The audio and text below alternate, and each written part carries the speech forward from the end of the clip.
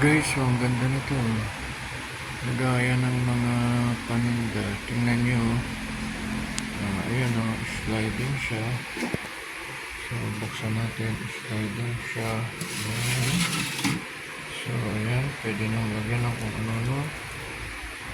Ayan. Magkasyang-kasya siya. Noodles. Ito, tuna.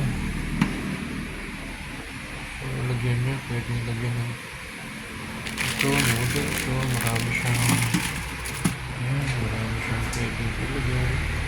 Dito naman sa portion na to, ito mga biscuit o. Ito mo, ito biscuit na to, mahaba to. Kasya siya o. Ayan, kasya o. Ayan o. Hindi o. Nasasarado pa din. Kasya siya. Tapos ito, kakaiba o. Ayan o. Nahugot. Ito naman lagay ng mga candy. Ang daming laman ito lagay natin. Ayan, daming laman niya. Kulang po. Kulang po isang kapon. Ito po diba, dami naman. Ganda.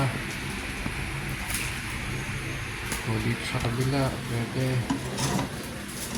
Ayan. Diba ang ganda nito? Dami nang malalagay dito.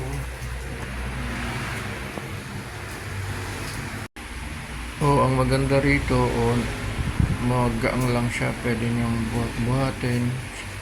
Tapos makitid lang po. Ayan. Wala pang isang dangkal yan. Wala pa isang dangkal.